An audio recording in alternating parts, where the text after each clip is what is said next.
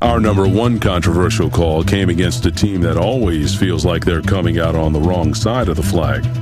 If we had had instant replay in the 70s, we'd have probably been in 10 Super Bowls.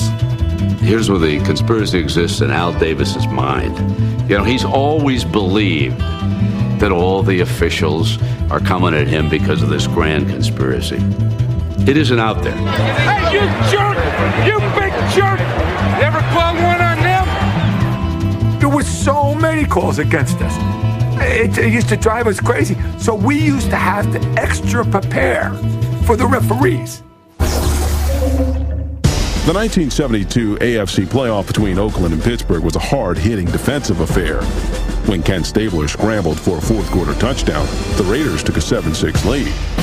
But the Steelers played by the adage, it ain't over until it's over, and left us with a fantastic and most controversial finish. I remember getting in the huddle before that play, and all we said, no penalties, no penalties, we're going to win this game.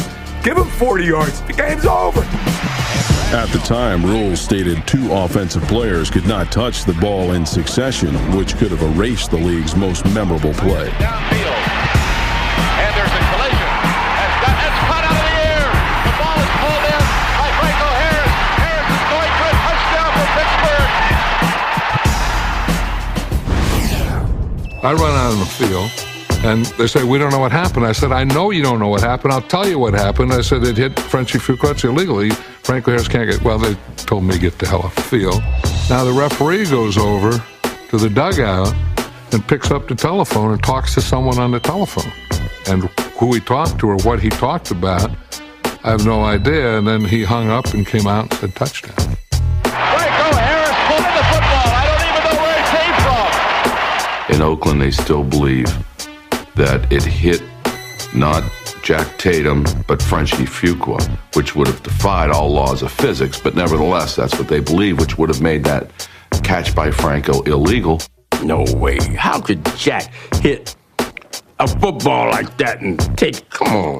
The ball clearly, maybe not clearly, but it certainly looked to me like it went from Steeler to Steeler, which of course was illegal in those days. It looked to me like it hit the ground like Franco trapped it, which is illegal in that or any other era. With the possible exception of the Zapruder film, there's been no piece of footage ever poured over more than that. I still don't know whether it was the worst call ever, and I don't know if anybody does. There still doesn't exist the angle shot by a camera to tell us whether or not it was a legal play. Can you imagine? The Immaculate Reception. Who gave it that name? The Immaculate Deception. That's what it is. I know in my heart that when the referees got together to debate the call, they said, look, if we rule this incomplete, we're not getting out of Three River Stadium alive. People say that the referee came out, said to the security man, can you protect our lives? And the guy said no, so he said touchdown. And now every time I go into the Pittsburgh airport, they got a statue of him over there like this, catching the ball. I got to see this play over and over again every time I go to Pittsburgh. From out of nowhere came Franco Harris, riding a white stallion. Frenchie Fuqua, when he asked Mr. Rooney about it, said, Mr. Rooney, should I tell the truth? Should I tell people what really happened? Mr. Rooney said, Frenchie, keep the play immaculate. Did the ball hit the ground? Did the ball hit Frenchie Fuqua up? Did it hit Jack Tatum? No one will ever know.